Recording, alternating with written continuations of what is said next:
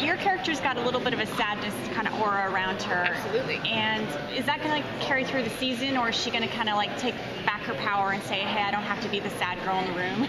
I think, during the pilot, the particle accelerator explosion has just happened. She's lost her fiance, and so obviously that's what she's grieving with. But, I feel like she's sort of been stuffing it down, and Barry helps her start to deal with it. They have a conversation, and and he shares his loss, and she shares her loss, and I think they start to bond over that, and it's a way for her to sort of let go and start moving on. So we're going to start sealing that healing process? Absolutely. I mean, episode 1 of 3 is huge for that. Can you talk about the flashbacks in episode 3 between your character and Ronnie Raymond? Yes, I can talk about them. I'm really excited. We did our first set of flashbacks just this week, so it's very fresh in my mind. It's so awesome. I'm so excited.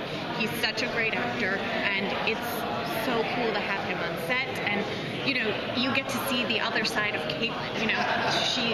The other side of the pendulum. She's really sad now, but that's because she was so happy and so in love with him at one point. Much more smiling.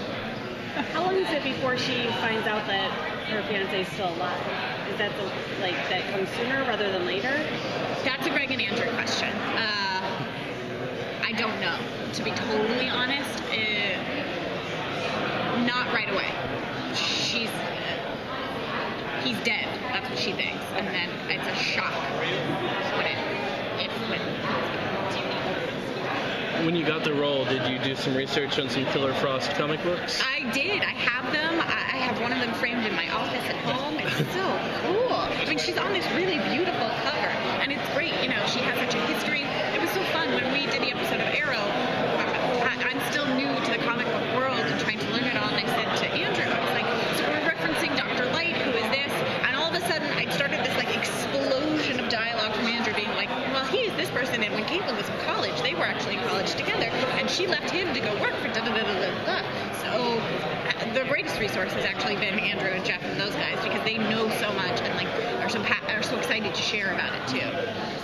So obviously we know that in the comics your character is Killer Frost, but we don't know if that happens on the show. Maybe.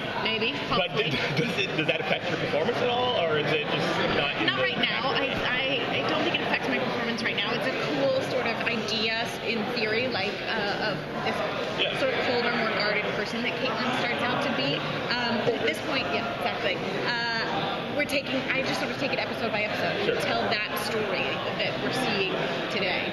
But, Andrew and Greg sort of have this idea that I think it's a Joss Whedon quote, actually. You take your character as far as you can go and torture them before you see them switch and change. So I think it could be a little while. Thank you, everybody.